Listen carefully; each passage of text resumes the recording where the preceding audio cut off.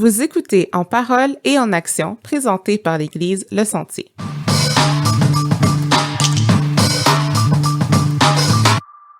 Salut tout le monde, bienvenue à un autre épisode d'En parole et en action. Ici Dina Destin et je suis accompagnée aujourd'hui de Anne-Catherine Desulmé. Bonjour Anne-Catherine. Allô Dina! Donc Anne-Catherine, c'est notre productrice du balado. Et elle est avec moi parce qu'on est la veille de la Journée internationale de la femme, donc le mois de mars, qui est également le mois de la femme. Ouais. Puis on a décidé de faire un spécial pour nos auditeurs féminines. Oui, on veut parler à nos femmes aujourd'hui. Donc, ça va être animé par des femmes avec des invités qui sont des femmes pour vous. Donc, c'est ça, on va avoir 2 épisodes dédiés à ce sujet-là. Puis aujourd'hui, la première invitée, c'est Natacha Prudent. Je vais te laisser faire une petite bio. Bien si tu veux bien. sûr, bien sûr. Natacha est une professionnelle de la gestion des ressources humaines. Elle est directrice à l'Agence des services frontaliers du Canada où elle dirige les activités de perfectionnement du leadership des cadres et gestionnaire de la gestion du rendement. Elle est également coprésidente du comité consultatif des minorités visibles et du groupe de travail de lutte contre le racisme. Elle est coach professionnel certifié et membre de l'Ordre des conseillers en ressources humaines agréés du Québec. Elle s'est jointe à notre Église, Le Sentier, en septembre 2019 et aide à la coordination du ministère de louange. Elle a toujours œuvré dans les ministères de chorale et de louange. Elle est mariée avec l'Oméga Étienne, que vous connaissez. Il a été notre invité Pour l'épisode sur la santé mentale. et ensemble, ils ont 2 enfants, Alexander, 16 ans, et Leila, 10 ans. Sa devise de vie est « Tout pour qu'il règne » et elle prend ça de l'auteur Oswald Chambers. C'était une très grande biographie, assez dense. Ouais. Mais aujourd'hui, avec Natacha, je pense qu'on avait vraiment bonne invitée pour parler du sujet du leadership, en fait, qu'on va aborder. Exact. Le leadership, entre guillemets, au féminin. Ouais. Donc, on va explorer ça. Ouais. On a parlé, en fait, de à quoi on devrait aspirer ou par où commencer plutôt lorsqu'on aspire à un rôle de leader. Quels sont les obstacles peut-être que les femmes font face quand il vient au leadership? Comment prendre soin de soi-même? On a aussi parlé de se recentrer sur notre identité en Christ, à quel point c'était important. On a aussi fait un petit parallèle avec les femmes leaders de la Bible. Sur ce, on vous laisse sur l'entrevue. Bonne écoute. Bonne écoute. Bonjour Natacha. Bonjour Dina, Ça va bien? ça va très bien puis toi? Oui, merci. Merci d'être avec nous aujourd'hui. Ça me fait plaisir. On est très contente et honorée de t'avoir avec nous. On n'aurait pas pu choisir une meilleure personne pour nous parler de leadership. Ouais, je seconde. Ouais. On a lu ta bio tout à l'heure et c'est vraiment impressionnant. Donc, merci d'être avec nous. Pour qu'on commence sur la même longueur d'onde, tout le monde, pour qu'on ait la même définition de ce que c'est le leadership, pourrais-tu nous dire la tienne? Qu'est-ce que ça veut dire pour toi? Donc, comme vous savez, il y a beaucoup de définitions puis théories en leadership, mais moi, puis tu sais, en fait, je pense qu'il y en a en fait 65, puis ça, c'est Peter, Wow. c'est notre house qui dit ça. Puis, mais moi, c'est ça, la définition du leadership auquel j'adhère, puis que je crois que c'est important parce que ça touche beaucoup plus de monde. C'est pas un leadership d'autorité ou donné par le pouvoir de ton titre, mais c'est un leadership qui vient à l'intérieur de toi. Donc, c'est vraiment ta capacité d'influencer quelqu'un à vraiment faire quelque chose qui vise une vocation que tu as. Donc, c'est beaucoup plus de diriger un leadership par qui tu es versus par le pouvoir de ton poste ou de ton titre. Donc, on pense à des gens comme Greta Thunberg ou la Pakistanaise Malala. Ouais. Ok. Donc, j'ai l'impression que dans la vie de tous les jours, quand on pense à un leader, on pense à un chef, on pense à quelqu'un qui est en tête d'une entreprise, à la tête de l'Église, si on veut. C'est quelqu'un qui a un poste d'autorité, mais toi, tu dis que c'est plus de l'intérieur, c'est ça? Exactement. Puis c'est ce dont tu parles, c'est l'ancien. Là. C'est traditionnellement, c'est ce qu'on disait du leadership. Mais aujourd'hui, là, c'est vraiment la disposition d'être un leader. Donc, c'est vraiment tu sais lever au-dessus de la mêlée. Il se passe quelque chose. Je vois que quelque chose doit être fait. Donc, je le fais. Et puis, donc, c'est dans ta famille, dans ta vie quotidienne, dans ton travail, dans ta communauté, dans ton église. Donc, c'est ouvert, accessible à tous. Ah, c'est intéressant. Vraiment, comme tu disais, la capacité d'influencer aussi, là, c'est pas nécessairement de capacité à diriger, là, c'est vraiment au niveau de l'influence. Puis ce qui m'amène à te demander, en fait, est-ce que ça prend un type de personne en particulier? Est-ce que c'est quelque chose qui est inné ou plutôt acquis?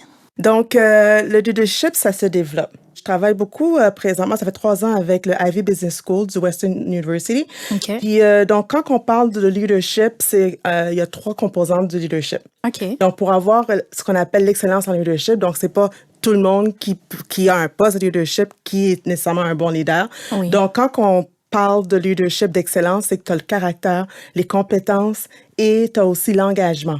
Et OK. ce sont toutes des choses qui peuvent se développer. OK. Donc, ça demande de la motivation, de l'autodiscipline et aussi, donc, il faut vraiment le vouloir là, et à ce qu'on appelle aussi avoir un mindset, growth mindset, donc une mentalité de croissance OK. pour pouvoir développer le leadership. OK. Rappelle-moi les 3 composantes. Donc, on parle de caractère, Oui. on parle de compétences et aussi l'engagement.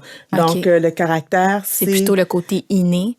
oui, je donc, dirais. exactement. Donc, c'est des composantes que, par exemple, de génétique, donc Oui. ton tempérament, ton trait de personnalité, mais de plus en plus de recherches montrent que c'est des choses qui peuvent se développer. Les 2 autres, ça serait plutôt le acquis, dans le fond. Oui, donc les compétences, tu peux aller à l'école pour apprendre les compétences beaucoup plus stratégiques, techniques, le savoir-être. Bon, donc, les compétences interpersonnelles, par exemple, tu peux faire des formations pour t'aider avec ça. OK. Et l'engagement, donc, c'est vraiment, est-ce que tu es prêt à faire le sacrifice que demande le leadership? OK. Parce que vraiment, pour être un leader, des fois, ça va demander que tu fasses des choses qui vont aller au-delà de ce que tu pensais. Donc, il y a un sacrifice qui est demandé d'un leader. Donc, l'engagement, c'est l'aspiration aussi à être un leader. C'est pas tout le monde qui aspire à sortir de la mêlée. Il y a des gens qui aiment ça, tu sais, juste être là, regarder les autres faire. Donc, l'engagement, ça demande que tu veux influencer, Que tu veux faire partie intégrale de l'équipe, là, qu'il n'y a rien qui se fait sans toi. Exactement, exactement.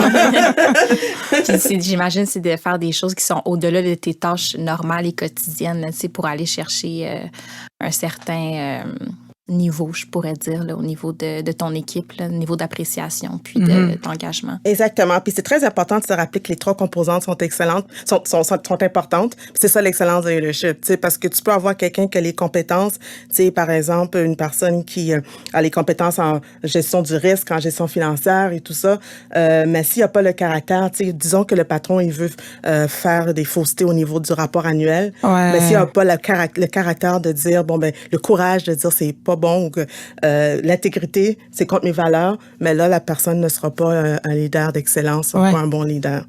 Les 3 caractéristiques que tu viens de dire, est-ce que c'est, comment on pourrait dire ça, c'est les hommes qui l'ont, c'est les femmes qui l'ont, les deux? Est-ce que je sais qu'historiquement, on a plus attribué ça aux hommes, mais pourquoi les femmes sont jamais considérées? C'est tellement une bonne question. Il y a des recherches qui ont été faites, puis ils ont vu que les femmes sont aussi efficaces dans les postes de leadership que les hommes. Puis vraiment, là, dans les recherches que j'ai regardées, en 2012, ils ont fait la recherche, puis récemment, ils ont fait la recherche, puis ils ont vu que les femmes ont coté beaucoup plus hautement que les hommes dans des compétences en leadership. OK. Wow. Donc, c'est l'analyse de 360, des évaluations 360. Donc, tu sais, quand tu demandes aux employés, aux clients ce qu'ils ont pensé du leadership d'une personne, donc l'évaluation des 360, là, de l'analyse des 360, ont déterminé que les femmes avaient des compétences clés en leadership plus élevées que les hommes.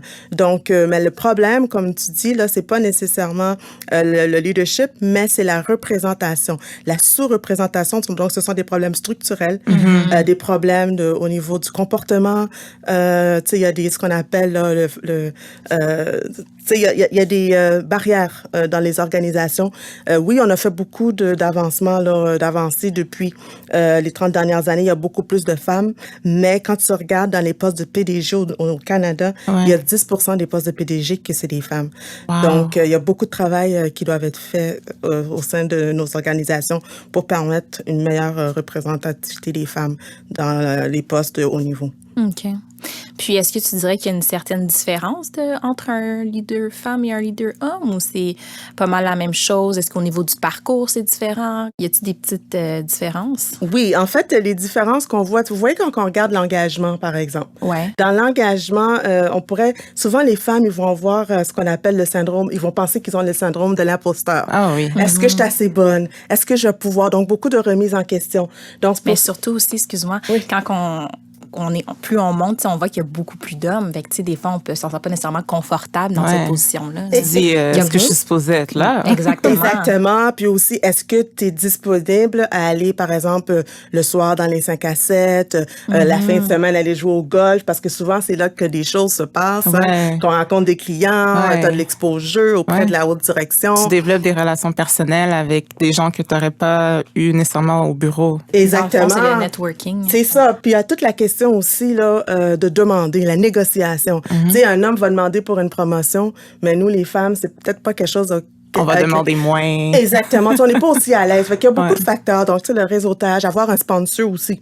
C'est quelqu'un qui va aller dire, OK, Dina, là, je la vois. Monsieur le Président, tu devrais l'embaucher comme VP. Là, celle-là est super bonne. Fait que, tu sais, des gens, puis avoir des mentors, le réseautage. Donc, c'est toutes des choses que les femmes, on doit vraiment regarder et à améliorer. Mais c'est vraiment pas une question de... compétences en leadership. Non, c'est ça. Pas du tout. Puis il y a aussi la question quand on regarde le caractère, est-ce qu'il y a des mentalités qui nous empêchent d'accéder à des postes de direction? Tu sais, des mentalités comme par exemple, je serais pas capable. C'est comme on a vu le syndrome de l'imposteur. Donc, c'est toutes des choses qu'on doit regarder. Pas nécessairement une compétence en leadership, mais beaucoup plus le caractère, l'engagement que pour les femmes, on doit travailler. Tantôt, tu as parlé de mentor.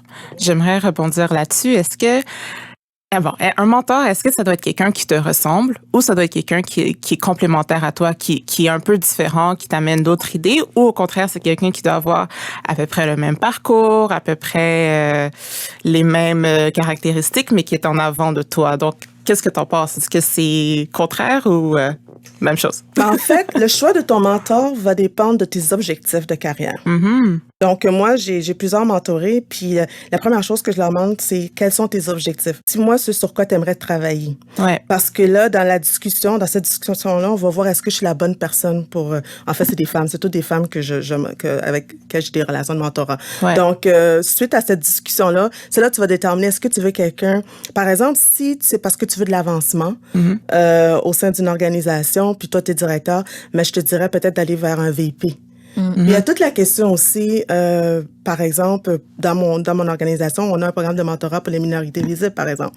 Donc, des fois, tu vas avoir besoin d'une minorité visible comme toi pour faire face aux défis d'une minorité visible. Mais moi, tous mes mentors, ce ne sont pas des personnes qui sont minorités visibles. Donc, j'avais pas nécessairement ce besoin-là. J'avais besoin de personnes qui pouvaient me dire t'es capable, vas-y, tu sais, pour me donner tout le support dont j'avais besoin. Fait que c'est pour ça que j'ai été chercher, par exemple, j'ai un VP qui est mon mentor, ma DG, c'est ma mentor, parce qu'elle est très proche de moi. Donc, ça va dépendre faut vraiment que tu aies en tête quels sont tes objectifs avant de faire le choix de ton mentor. Mais ça peut être une personne qui a plus d'expérience, parce que d'habitude, c'est ça, un mentor, c'est une personne qui a beaucoup plus d'expérience que toi. Puis ça peut aussi amener à ce qu'on appelle le mentorat renversé. C'est que toi, après ça, tu peux devenir... Tu lui apprendre des choses. Fait que c'est tellement varié, les formules de mentorat. Là, tu as parlé de côté plus professionnel, mais j'imagine qu'il y a des mentors de vie pour être une meilleure femme, pour être une meilleure mère, pour être... Dans la vie chrétienne. C'est ça. Donc, ça peut prendre toutes les formes, le mentorat. Qu'est-ce que tu allais dire, Dina? J'allais juste dire, dans le fond, du côté objectif, on va prendre quelqu'un qui nous ressemble, peut-être oui, peut-être que non, mais dans le fond, j'aspire à un rôle comme cette personne-là, où j'aime la façon que cette personne-là interagit ou la manière qu'elle est au travail. Donc, tu sais, un peu ce côté-là là, du niveau objectif. Là. Puis, c'est pas juste, parce qu'une personne, c'est pas juste sa vie professionnelle. Donc, pour ta vie spirituelle, ta démarche spirituelle aussi, comme leader, c'est important d'avoir des mentors qui vont pouvoir t'aider à être la femme que Dieu veut que tu sois. Et justement, est-ce que tu peux être notre mentor aujourd'hui puis nous donner des conseils pour, si tu peux parler à nos auditeurs? Si tu peux parler aux femmes qui nous écoutent aujourd'hui, qui aspirent à un rôle de leader, qui se demandent c'est quoi les prochaines étapes, qu'est-ce que tu leur dirais? Donc, la première chose, c'est la conscience de soi. Donc, c'est développer ce qu'on appelle le self-awareness. Puis, je vais emprunter une matrice de Carson Pugh. Il a écrit un superbe livre, Le mentorat de leader. Puis, c'est un chrétien, cet auteur-là. Puis, c'est vraiment un guide pour développer le caractère, ton appel et tes compétences. Puis, donc, c'est ça. C'est vraiment t'assurer que tu es authentique. Donc, comme chrétien, c'est très important pour toi d'avoir la conscience de soi. Donc, savoir qui tu es et qui est Dieu, parce que ton identité, c'est vraiment dans Dieu et en Christ. Donc, ça, c'est la première chose. Et quand tu t'attardes à la conscience de soi, toi, c'est, oui, tes forces, tes faiblesses, mais aussi, c'est de regarder quelles sont les choses qui t'ont limité, des chaînes que tu aurais dans ta vie. Parce que tantôt, on parlait de mentalité, hein. Donc, la deuxième étape, donc, après la conscience de soi, c'est la libération. C'est très important que tu puisses t'attarder à regarder justement les freins que tu as, les douleurs, les blessures, pour pouvoir être libéré de ces choses-là. Puis ça peut demander un thérapeute, psychothérapeute qui va t'aider, un pasteur. Tantôt, on parlait d'une femme de prière. Donc, c'est vraiment des choses que tu dois amener dans la prière et dans le jeûne. Ces deux étapes-là sont très importantes. Donc, la conscience de soi, la libération. Et la troisième étape, c'est de saisir la vision. Donc, du coup, tu auras passé du temps dans les deux premières étapes. Donc, c'est de vraiment déterminer quel est le dessein de Dieu pour ta vie. Puis, un livre que je peux te recommander, c'est de Rick Ryan, ça s'appelle « Une vie motivée par l'essentiel ». Donc, il te dit, il y a 5 choses que tu dois savoir. Tu as été créé pour plaire à Dieu. Donc, ton premier objectif, c'est de donner une adoration, une vraie adoration à Dieu. Donc, dans tes choix comme leader, tout ce que tu vas faire doit être pour la gloire de Dieu. Tu as été formé pour une famille. Donc, comme leader, c'est très important que tu reviennes toujours à ta communauté de ton église locale.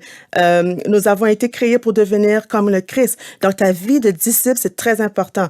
Donc, ta carrière ne doit pas t'empêcher d'aller faire ton étude biblique, ta méditation et tout ça.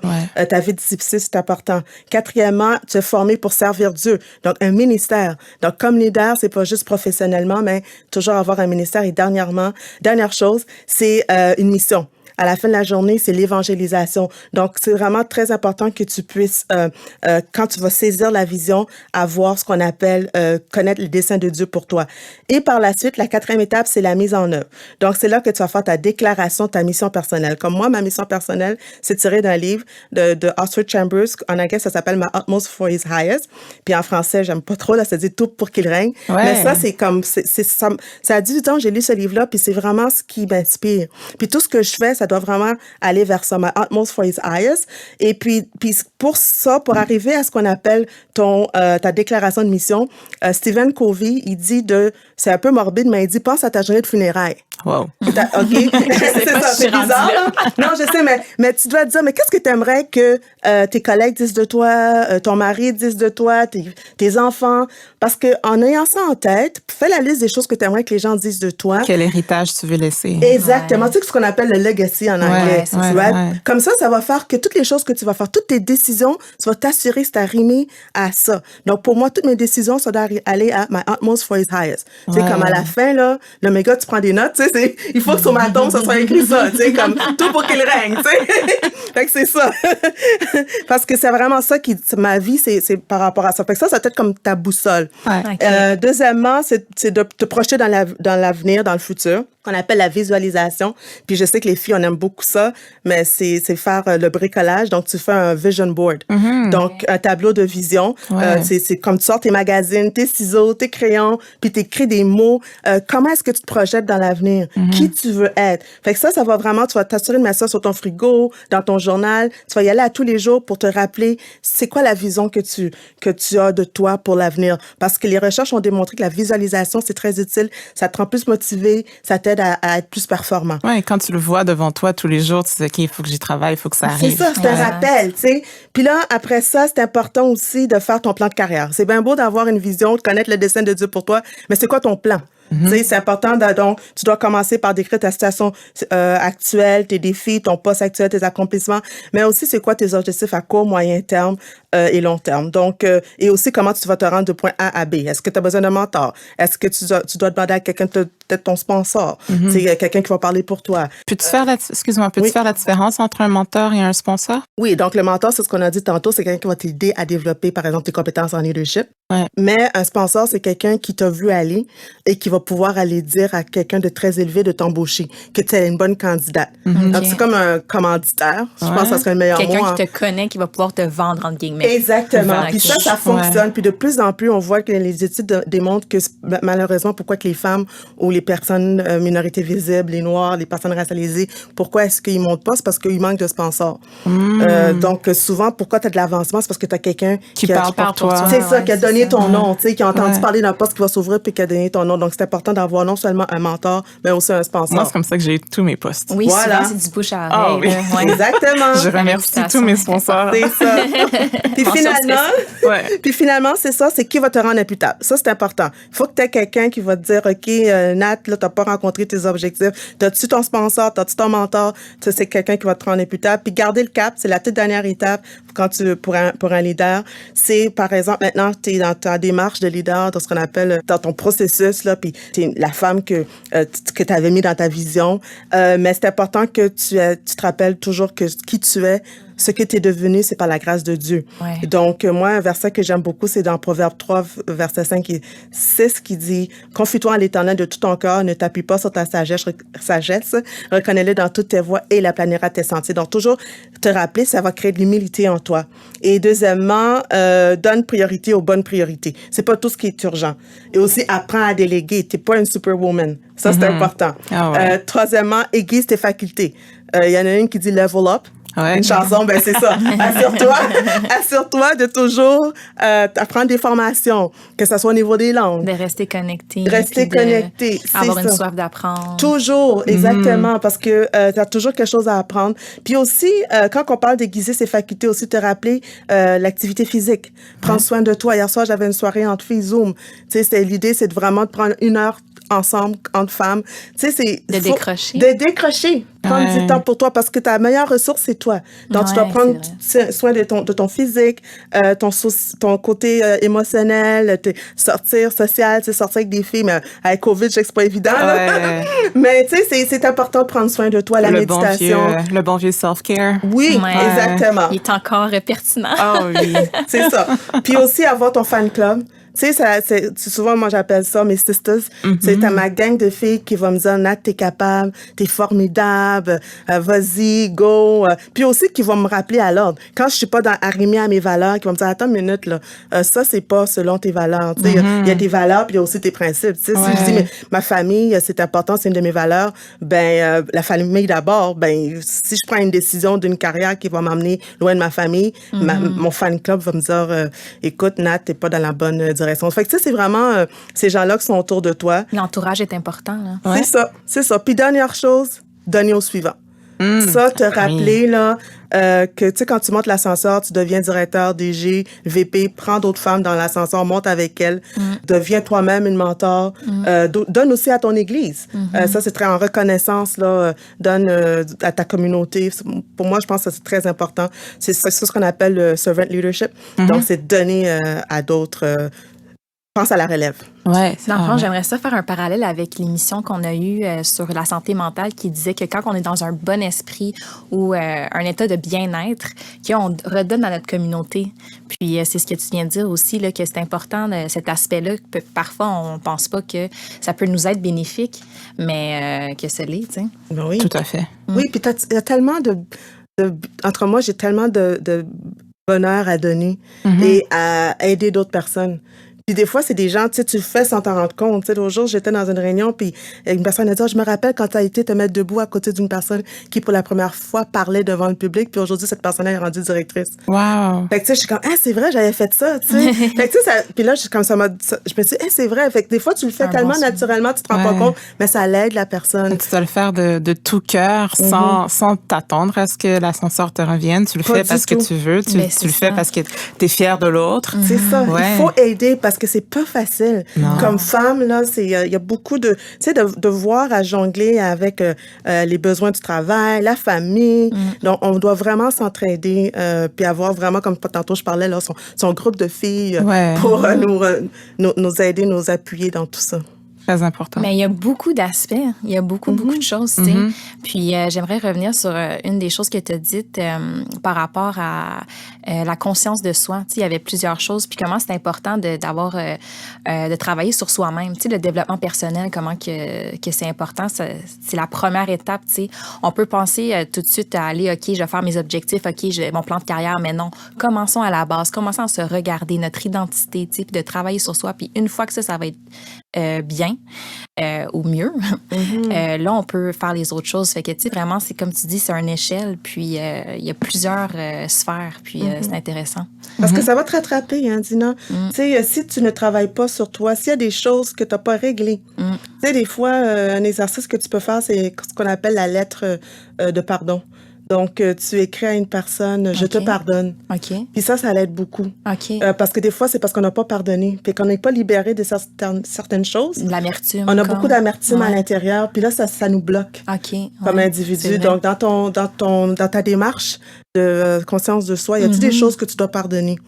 Fait que c'est d'écrire à la personne. Pense à cette personne-là, puis écris ta lettre. Je suis sûre aussi que c'est très bénéfice pour soi-même, se pardonner, c'est écrire une lettre à nous-mêmes pour se pardonner de certaines choses. Ah, ça, c'est important. Ah oui.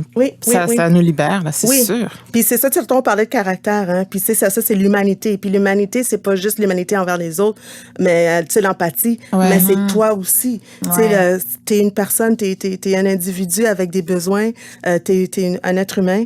Donc, faut que tu prennes soin de toi, faut que tu penses à tes douleurs et tout ça. Puis qu'est-ce que tu fais pour régler ça? Tu peux pas passer à travers, puis mettre ça de côté dans un placard, ça va revenir. Ouais. Ça va tenter. Puis en étant des chrétiennes, en fait, je pense que Dieu aussi, là, notre relation avec Dieu va beaucoup nous aider par rapport à cet aspect-là là, de travail sur soi, en se confiant à Dieu, puis en allant au pied de la croix quand on fait des choses qui sont pas correctes. C'est ça. C'est pour ça qu'on regardait tantôt ton identité est en Christ. Oui, c'est ça. C'est important de lire ta parole, de savoir qui tu es en Christ, puis qu'il a tout lavé. Il a lavé tes péchés. Exact. Il faut te pardonner, comme tantôt tu disais. Le pardon, c'est pas juste pardonner aux autres, mais avoir une conscience claire. Jésus-Christ a pardonné tes péchés. Donc ça, c'est puissant pour une femme. Qu'importe qui tu étais. On a vu des femmes leaders qui étaient des prostituées dans la Bible. C'est très important, ces choses-là. Oui. Puis justement, en parlant de ça, est-ce qu'il y a des femmes dans la Bible qui sont des bons modèles de leadership? Il y en a plusieurs. On peut parler, il y a Déborah. On va faire un épisode complet c'est ça, je sais. Mais moi, il y en a une. Choisis-en une. Il y en a une que je trouve que, tu sais, quand on parle d'excellence en leadership, de caractère, de compétences et d'engagement, je pense à Esther. Donc, Esther, c'était une orpheline, comme vous savez, de père et de mère. Puis, elle avait son cousin Mardoché, qui était un juif de la tribu de Benjamin, qui l'avait adopté. Puis, tu sais, elle avait eu l'aspiration de devenir reine, puis elle s'est préparée. Donc, l'aspiration, c'est l'engagement. Et elle s'est préparée, donc elle a développé des compétences. Ouais. Mais où est-ce qu'on a vu qu'elle avait le courage, le caractère? C'est quand on lui a fait part de l'édit là, pour tuer les Juifs. Puis, elle est allée, elle a jeûné. Et elle a eu le courage, après ça, sans être invitée, d'aller voir le roi. Ouais. Donc ça demandait le courage, puis ce qu'on appelle aussi le courage féminin, que tu utilises seulement avec ton mari. Hein? Donc, ce courage féminin-là, elle l'a utilisé. Et donc, elle a fait preuve de beaucoup de caractère. Et Dieu l'a utilisé pour vraiment, pour que le peuple juif puisse dominer contre ses ennemis. Ah oui, elle aurait pu être tuée n'importe quand. Vraiment. Exactement. Fait que ça a pris beaucoup de force de caractère. Hein. Fait que c'est important. Donc, c'est pas juste être leader, d'avoir les compétences. Hein. Mais on voit que pour que vraiment tu te démarques, pour avoir de l'excellence, pour accomplir des choses, il faut du caractère aussi. Puis c'est un peu aussi l'engagement, la compétence d'engagement. Quand exactement. Elle est allée au-delà, tu sais, vraiment. C'est ça. Fait que, wow. Je pense qu'elle a tout fait dans cette histoire pour... C'est textbook. Qu'est-ce qu'elle a fait? Elle a jeûné, elle a demandé conseil, elle a prié, elle a fait preuve de courage et puis elle a affronté ce qu'elle devait affronter. Puis elle a eu un succès. Vraiment.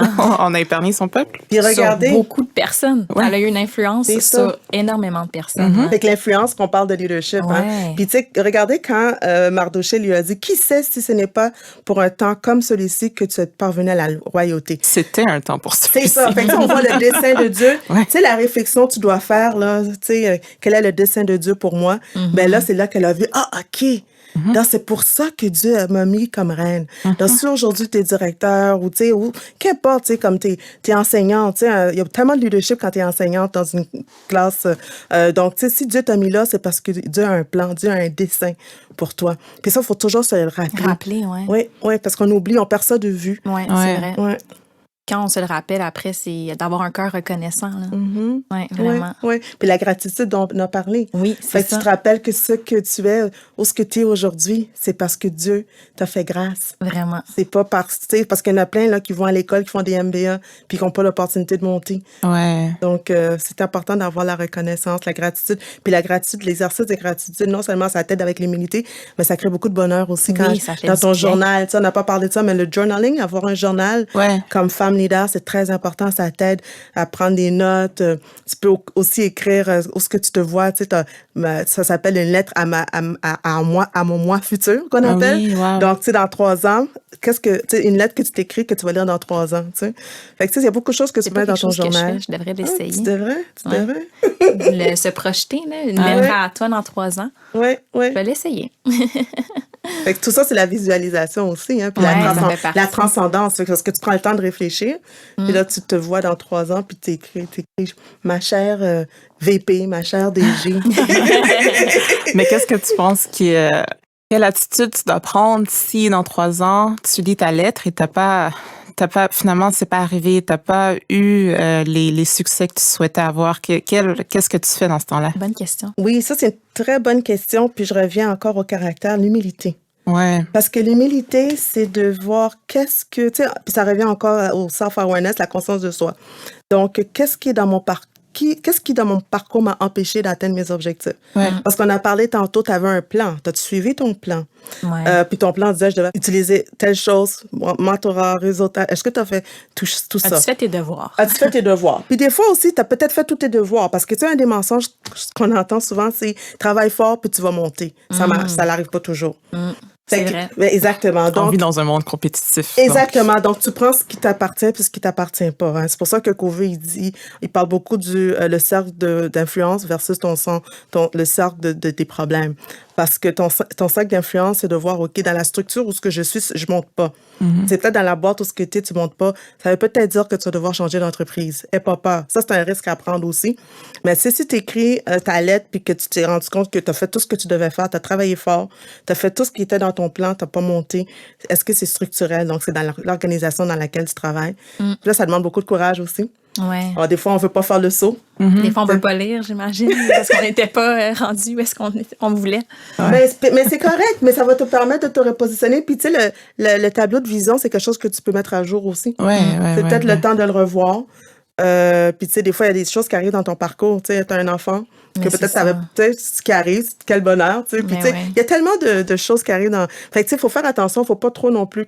Parce que l'intégrité, ça peut devenir un vice aussi. Tu sais, l'intégrité, être trop axé vers ses valeurs. Aussi, ça peut devenir un vice parce que là, c'est là que tu es trop rigide aussi. OK. Puis là, tu te crées beaucoup. Sur la santé mentale, ça peut jouer. Là, Il faut que tu te donnes une chance. ben c'est ça. Là, faut faire attention pour pas être trop. En tout cas, faut faire attention à ça. Ouais. Oui, tu avais un plan, mais il y a des choses qui sont arrivées. Fait qu'il faut pas non plus te. Ce qui fait du bien aussi, c'est de se rappeler que Dieu sait ce qu'il fait. Hein? Ouais. Exactement. Fait que si on n'est pas rendu là, ben il y a une raison, là, tu sais. Exactement. Oui, tu as fait des projets, mais c'est Dieu qui dirige les pas. Exact. Tu sais, ce matin, on entendait, tu sais, des fois, Dieu, il a fait une promesse, mais ça va prendre du temps. Oui, ouais. Hein? Ouais. Donc, c'est continuer à jeûner, continuer à prier et puis de demeurer dans la volonté de Dieu. Ça, c'est très important. Aucun compromis. Puis c'est vraiment l'exercice de valeurs et de tes principes qui vont t'aider à ne pas faire de compromis C'est aussi. difficile des fois. C'est très difficile, mais c'est pour ça qu'il faut garder le cap. Hein? Toujours, tu sais, continuer à aller à l'église. Ouais. Pas parce que maintenant tu es rendu XY que tu n'as pas le temps le dimanche pour aller à l'église, tu es plutôt sur le terrain de golf. Tu sais, faut faire attention. Il faut toujours revenir à tes racines, le fondamental qui est Dieu. Ouais. Ta source de vie, c'est Dieu. Exact. Il y en a plusieurs, puis on peut se perdre là-dedans, mais il faut vraiment se recentrer.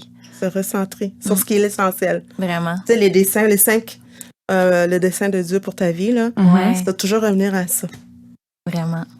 Fait que juste en bref, pourrais-tu nous redire pour qu'on se remémore un peu, on a parlé beaucoup, Les 5 points importants pour développer l'excellence en leadership. Donc, la première chose, c'est la conscience de soi. Donc, on a vu ça, hein, c'est vraiment apprendre à connaître ses forces, ses faiblesses, mais aussi les domaines de notre vie qu'on n'a peut-être pas réglés, les chaînes qu'on aurait. Donc, la libération qui nous amène à la libération, deuxième étape.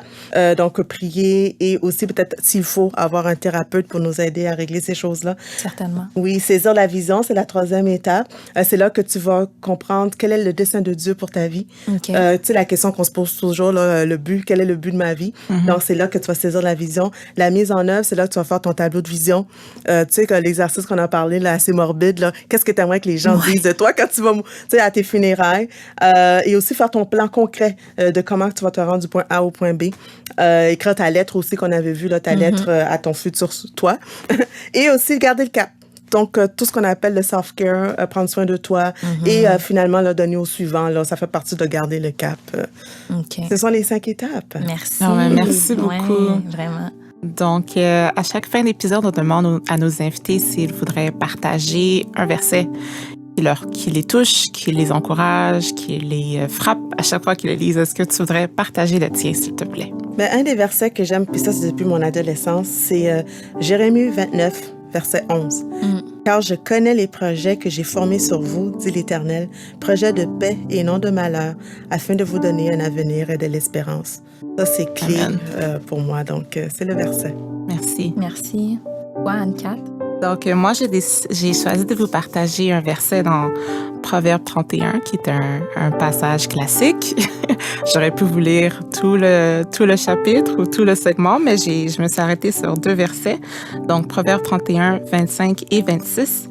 Elle est revêtue de force et de gloire, elle se rit de l'avenir. Elle ouvre la bouche avec sagesse et des instructions aimables sont sur sa langue. Donc, ici, on parle de la femme vertueuse, la femme de valeur. Et tous ces versets-là reflètent une femme que j'aspire à être, que j'espère être aujourd'hui, que je veux être encore plus demain. C'est une femme respectée, c'est une bonne mère de famille, c'est une femme assurée, fidèle, généreuse, sans crainte. Une des phrases importantes, c'est « elle se rit de l'avenir » et ça, c'est toujours quelque chose qui peut occasionner l'anxiété, si on veut. Donc, il faut juste se remettre à Dieu et lui laisser notre avenir entre ses mains. Vraiment. Puis justement, je vais renforcer ce que tu dis. Mon verset, c'est 1 Pierre 5, 7, qui mentionne « Déchargez-vous sur lui de tous vos soucis, car lui-même prend soin de vous. » Donc justement, dans les moments un peu plus anxieux, où est-ce qu'on se demande, on se questionne beaucoup, ben de retourner à la croix, de se confier à Dieu. Puis, en effet, il prend soin de nous.